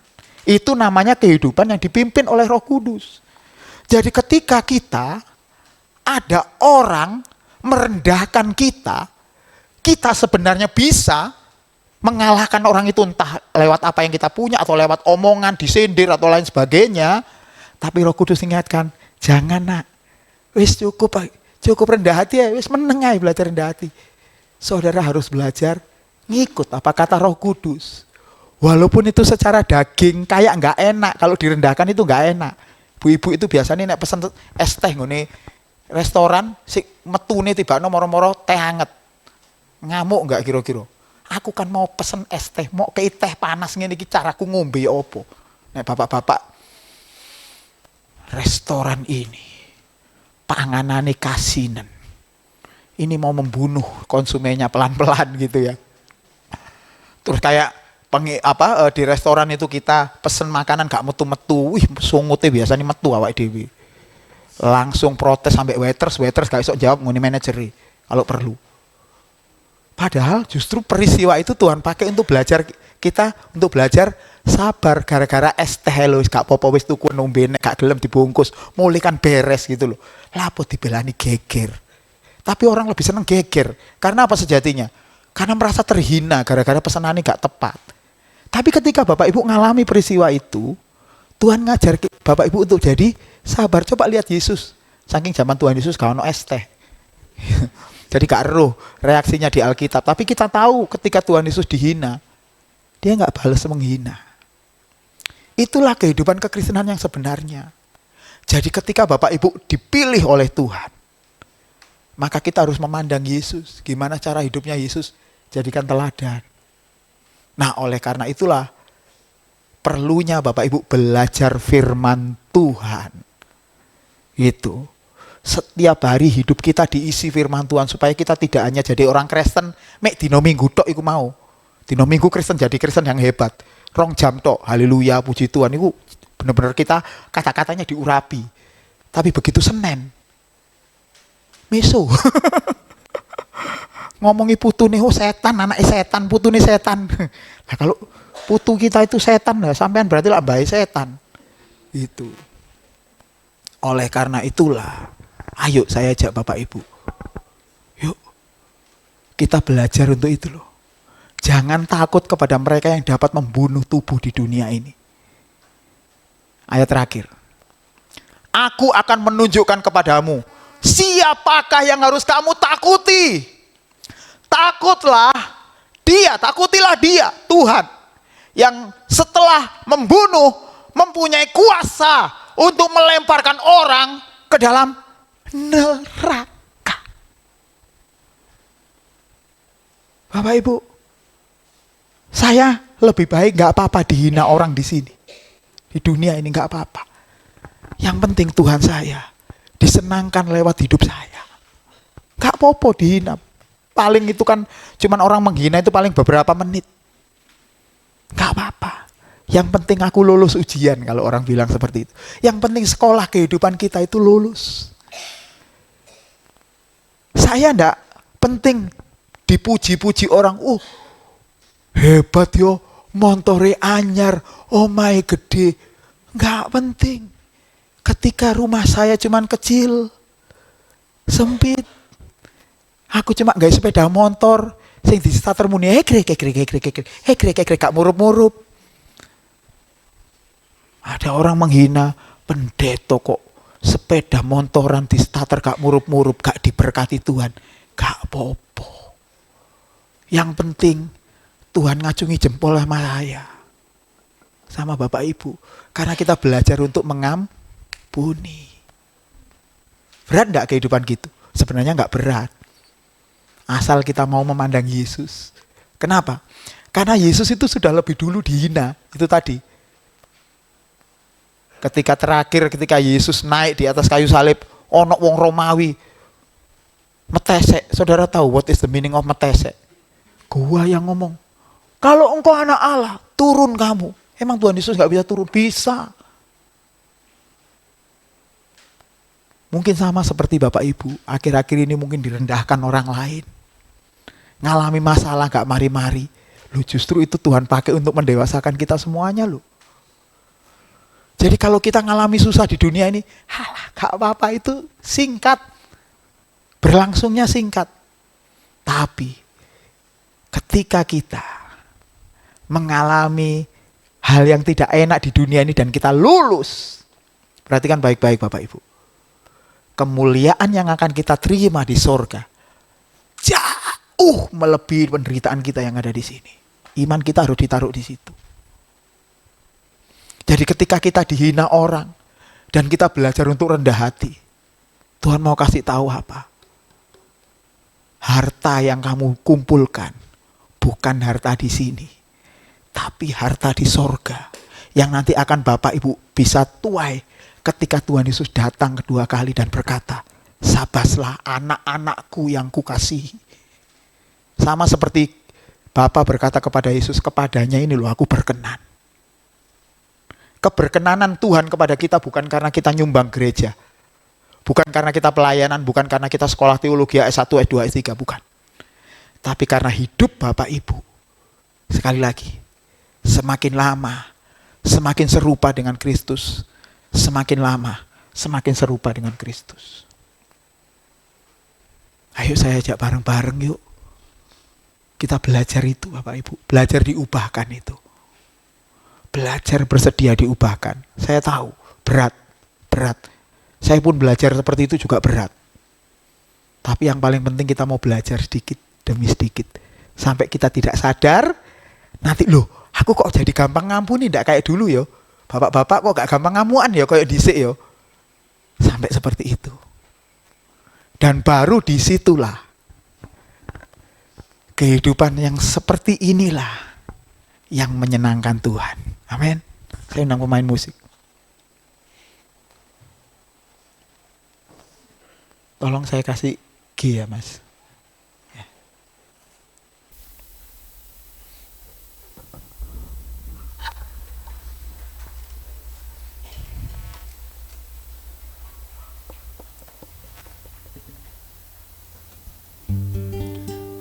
Tuhan, ku mau menyenangkan-Mu.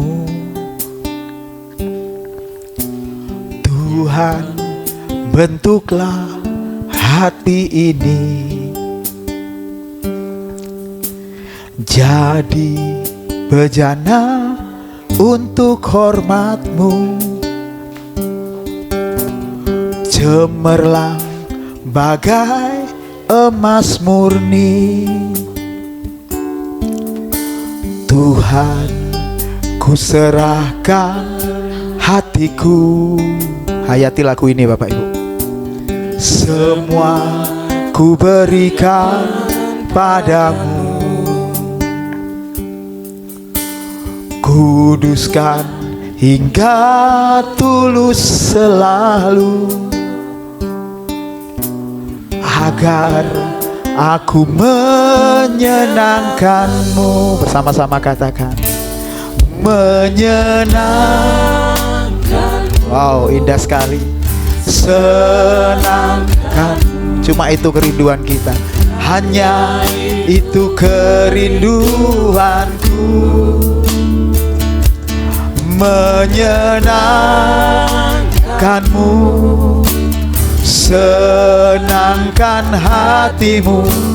Hanya itu kerinduanku. Bapak Ibu, lagu ini kayaknya sederhana ya, kita mungkin sering nyanyikan. Tapi tahukah Bapak Ibu, lagu ini sebenarnya berat bagi orang-orang Kristen yang tidak punya tujuan untuk menyenangkan Tuhan dalam hidupnya. Jangan pernah nyanyikan lagu ini kalau Bapak Ibu sama sekali gak punya tujuan untuk menyenangkan hati Tuhan. Kehidupan kekristenan itu bukan tentang kita, bukan gimana caranya kita senang, caranya kita kaya, caranya kita sembuh, caranya kita hebat. Kehidupan kekristenan adalah gimana caranya Tuhan disenangkan lewat hidup kita. Kehidupan kekristenan adalah gimana setiap hari Tuhan disenangkan lewat apa yang kita katakan, apa yang kita lakukan, dan apa yang kita ajarkan buat anak-anak, cucu, dan orang sekeliling kita. Oleh karena itu, saya ajak tutup mata ya. Sungguh-sungguh kita mau nyanyi ini buat Tuhan. Dari hati, katakan pada Tuhan, Tuhan, ku mau menyenangkan. Gak apa-apa, tutup mata. Kita sungguh-sungguh pada Tuhan, katakan, Tuhan, bentuklah hati. Yes, seperti kita ngomong sama Tuhan. Jadi bejana untuk hormat-Mu. Tuhan akan membuat kita semakin cemerlang bagai emas murni. Katakan, Tuhan, ku serahkan. Tuhan, ku serahkan. Wow, indah sekali buat Tuhan. Katakan, ku berikan padamu. Yes, kuduskan hingga tulus selalu, agar Bapak Ibu boleh angkat tangan, boleh angkat wajah kita ke arah Tuhan. Katakan sama-sama, menyenangkan. Oh, kami mau menyenangkan-Mu. Hanya itu Tuhan, hanya itu kerinduanku. Menyenangkan-Mu, menyenangkan-Mu, senangkan hatimu. Hanya lebih dahsyat lagi Bapak Ibu kepada Tuhan. Dari hati katakan, menyenangkan-Mu, senangkan. Hanya itu Tuhan, gak ada yang lain yang kami rindukan. Kerinduanku, menyenangkan-Mu, menyenangkan-Mu, senangkan hatimu. hanya itu kerinduan. Bapak Ibu, saya mau kasih tahu, ketika kita menyatakan Tuhan aku mau menyenangkanmu, itu artinya Tuhan akan pelihara hidup Bapak Ibu luar biasa. Karena Bapak Ibu menjadi miliknya Tuhan sendiri. Bukan diri kita jadi milik kita, tetapi hidup Bapak Ibu jadi miliknya Tuhan. Kalau hanya untuk kebutuhan sehari-hari, berkat Tuhan, penyertaan Tuhan setiap hari, Tuhan pasti akan berikan kepada Bapak Ibu. Jadi bukan itu pergumulan kita sebenarnya, karena Tuhan pasti akan pelihara umat-umat pilihannya. Yang paling penting sekarang adalah bagaimana di hidup kita yang singkat ini kita mulai belajar menyenangkan Tuhan selalu lewat hidup kita. Gak ada yang lain, gak ada yang lain keinginan kita. Hanya itu kerinduanku, menyenangkanmu. Menyenangkanmu dari hati ya. Yes. Katakan kepada Tuhan, bukan buat saya. Dari hati kecil Bapak Ibu, katakan pada Tuhan, bukan buat saya. Oh, senangkan hatimu. Sekali lagi Bapak Ibu, musiknya lembut-lembut aja. Katakan kepada Tuhan lewat hati kita, menyenangkanmu. Amin. Senangkanmu. Cuman itu kerinduan kita. Kerinduanku. Amin. Menyenangkanmu. Senangkan hatimu.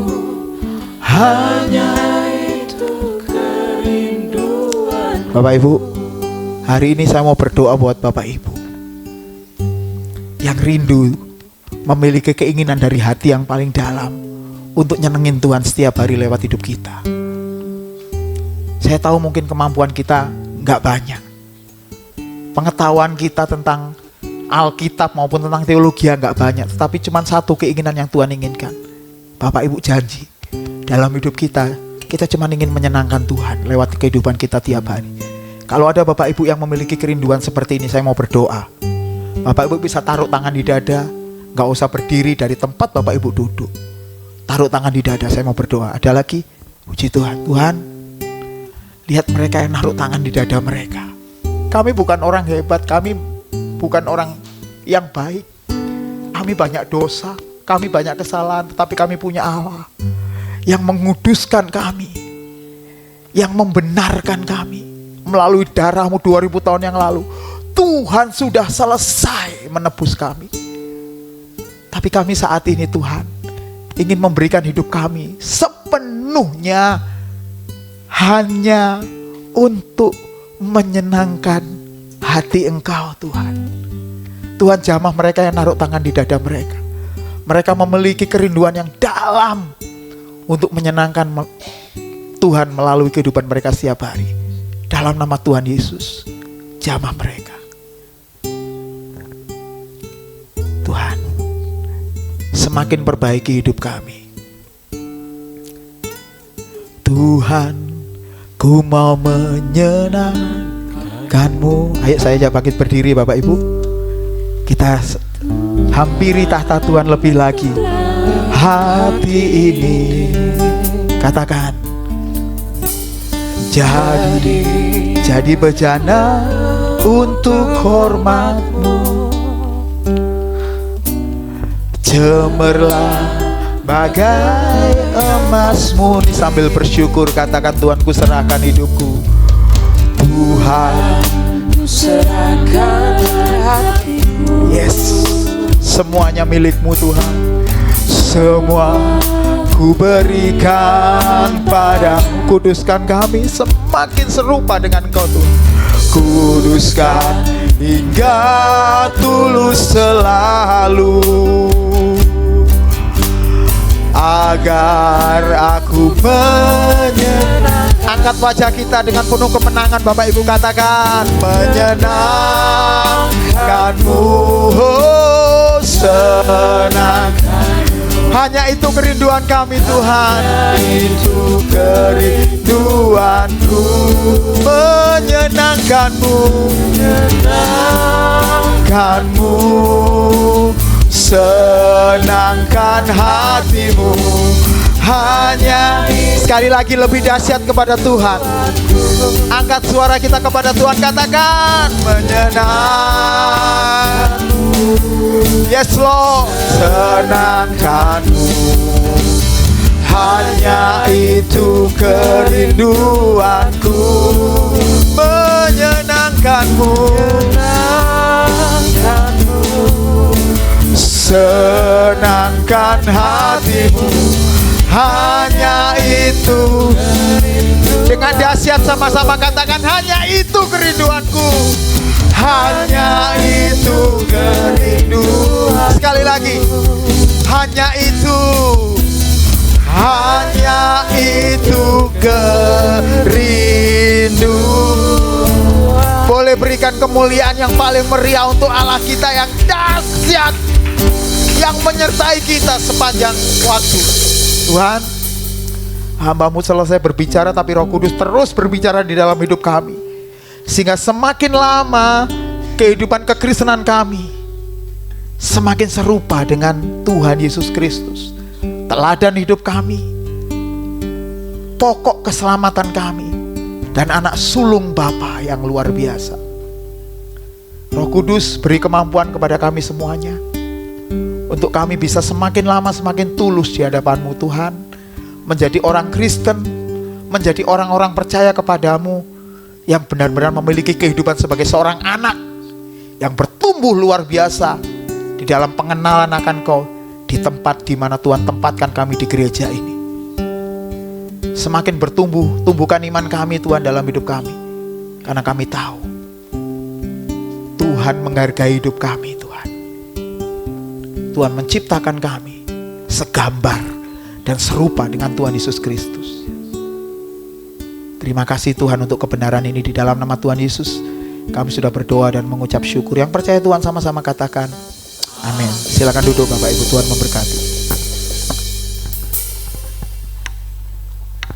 Baik Bapak Ibu Jemaat, mari kita siapkan hati kita dan kita siapkan persembahan kita. Kita mau memberikan yang terbaik bagi Tuhan.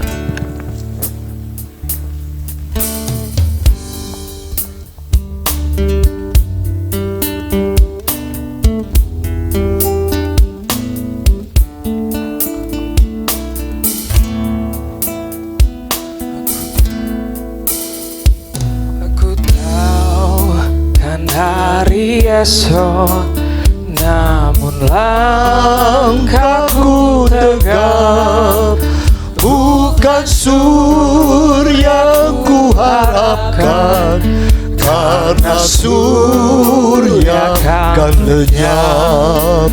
Oh tiada ku gelisah akan masa menjelang.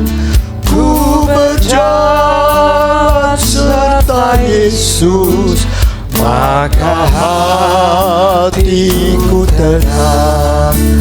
Banyak hal tak ku pahami dalam masa menjelang, tapi terang bagiku ini tangan Tuhan yang pegang.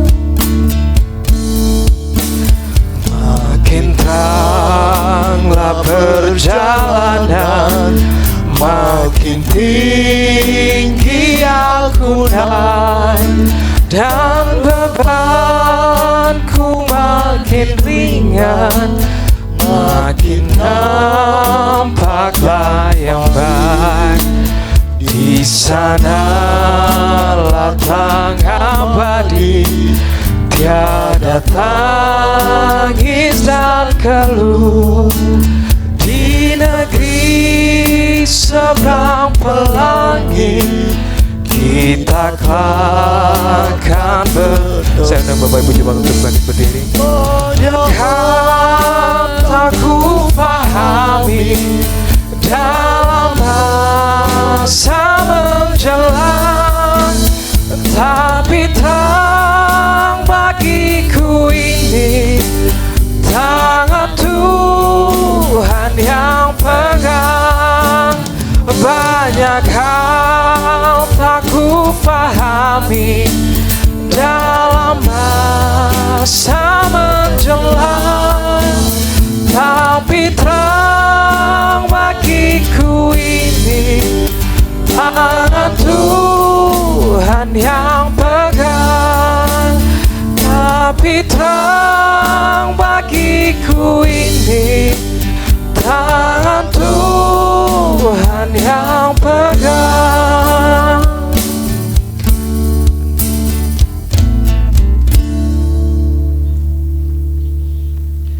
Kami yakin, kami percaya Bapa, bahwa perjalanan hidup kami ada di dalam tangan-Mu. Dan sekali lagi kami ingin menyerahkan seluruh kehidupan kami dalam tangan-Mu, agar kami boleh berjalan pada jalan terang-Mu, agar kami boleh Tuhan semakin hari semakin serupa dengan Kristus. Semakin hari kami boleh memancarkan terang sinar kasih-Mu kepada orang-orang di sekeliling kami. Itu sebabnya Bapa, pagi hari ini kami membawa diri kami mempersembahkan kehidupan kami, agar kehidupan kami boleh menyenangkan Tuhan. Terimalah persembahan kami yang mewakili kehidupan kami, agar melalui ini Tuhan, nama Tuhan ditinggikan, nama Tuhan dipermuliakan. Terima kasih Bapa, terima kasih. Saat ini kami mau menyerahkan seluruh kehidupan kami, oh juga teman-teman kami, oh Tuhan, yang saat ini memerlukan tuluran tangan Tuhan, memerlukan jamahan tangan-Mu. Baik mereka yang saat ini sedang lemah tubuhnya, sedang bergumul dengan sakit penyakit, maupun kami yang sedang dalam pemulihan.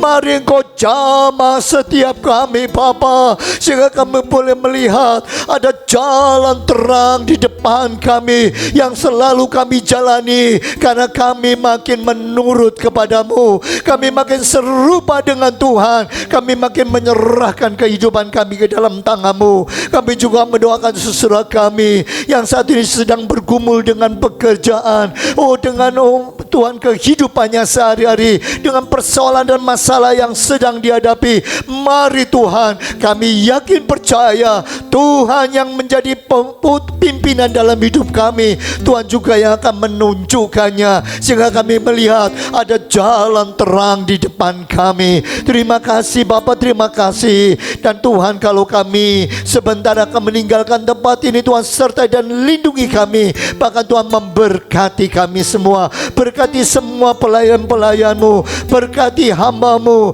berkati semua yang sudah melayani Engkau dengan berkat yang berkelimpahan. Terima kasih Bapa, terima kasih. Saudaraku sekalian, mari arahkanlah hatimu dan tanganmu kepadanya. Pulanglah untuk menerima berkat daripada Tuhan, kasih karunia daripada Allah Bapa, kecintaan daripada Tuhan Yesus, dan penyertaan Roh Kudus menyertai kehidupanmu. Pulanglah sekarang dan terimalah berkat Allah di dalam nama Tuhan Yesus Kristus. Sebab Tuhan melindungi, Tuhan menyinari dengan wajah-Nya, memberi kasih karunia, damai sejahtera. Tuhan Yesus menghadiri. Sebab Tuhan melindungi, Tuhan menyinari dengan wajah-Nya, memberi damai karunia, damai sejahtera. Tuhan Tuhan Yesus berkati, memberi kasih karunia, damai sejahtera. Tuhan Yesus berkati.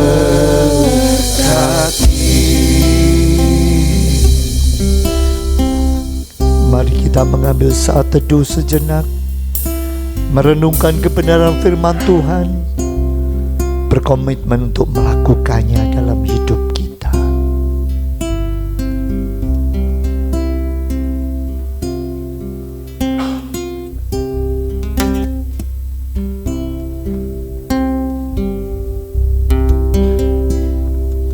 Amin.